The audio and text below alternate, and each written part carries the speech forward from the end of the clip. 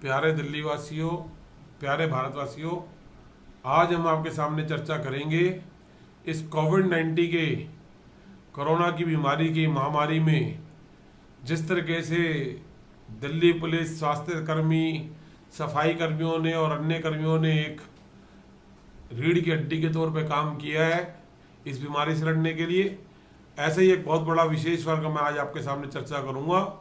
कि गली मोहल्ले के अंदर छोटी छोटी परचून की दुकानें, जिन्होंने सबसे ज़्यादा इस कोरोना की बीमारी के अंदर आम आदमी तक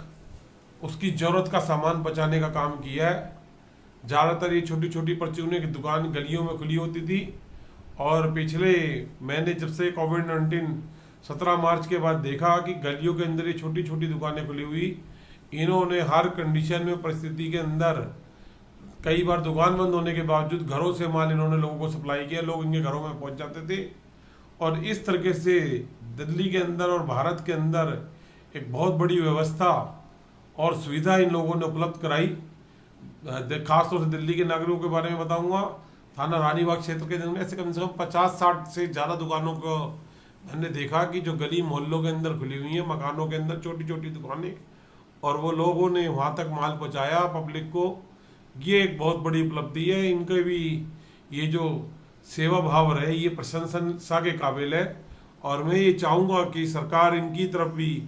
कोई ना कोई एक पैकेज इनको तरफ सुविधाओं का कोई ना कोई इनको जरूर दें,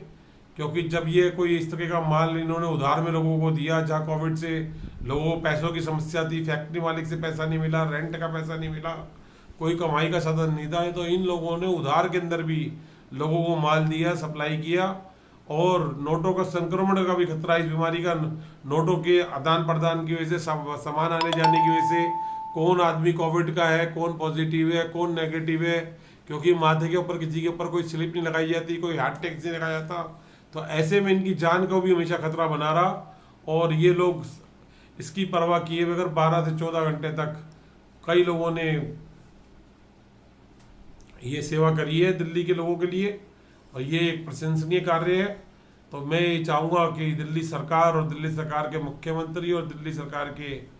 और दिल्ली के अंदर जो एलजी श्री अनिल बैजल जी वो भी इस काम की प्रशंसा करें और इन लोगों को प्रशस्ति पत्र प्रदान कम से कम जरूर करें।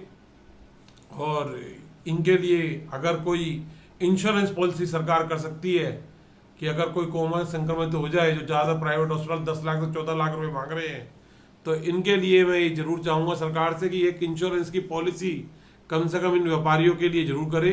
जो गली मोहल्ले में खाली में खोल के बैठे हुए हैं, इनका रजिस्ट्रेशन करें और एक इनको कम से कम हेल्थ की पॉलिसी कि अगर कोई इनको या इनके परिवार को ऐसी कोई परिस्थिति का सामना करना पड़ जाए तो ये जरूर इनको मिलना चाहिए हेल्थ इंश्योरेंस। और ऐसे बहुत सारे दुकानदारों ने मेरे सामने मांग भी रखी कि हमारा परिवार एक पूरा इस कोविड की महामारी में हजारों लाखों लोगों की मदद करी, उधार में राशन देकर उन पर जरूरतमंद का सामान पहुंचाया, वाजिब रेटों में माल दिया और संक्रमण का खतरा लगातार इनको बनता रहा, क्योंकि किसी के ऊपर कोई टैग नहीं लगा होता था और इनको चाहते और ना चाहते हुए दोनों ही परिस्थितियों के अंदर लोगों को वो जरूरत का सामान दिया। और कुछ लोग बंद दुकान होने की वजह से, क्योंकि गली की दुकान थी तो घर तक में भी चले जाते थे, तब भी इन्होंने उन लोगों को वो सामान मुहैया कराया उनकी जरूरत पड़ने पे, रिक्वेस्ट करने पर। और ये एक बहुत ही प्रशंसनीय कार्य है और मैं चाहूँगा दिल्ली सरकार और दिल्ली के एलजी श्री अनिल बैजल जी इनकी आवाज़ और इनकी काम की प्रशंसा करते हुए एक तरफ इनको कम से कम 14 लाख रुपए प्रति व्यक्ति इनके फैमिली के लिए हेल्थ इंश्योरेंस फ्री करे और साथ ही इनको एक प्रशंसा पत्र जरूर दिया जाए, ताकि इनको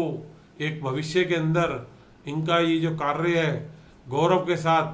सरकार और ये लोग कह सकें कि सरकार के लिए और जनता के लिए, दिल्ली के लिए इन्होंने काम किया है,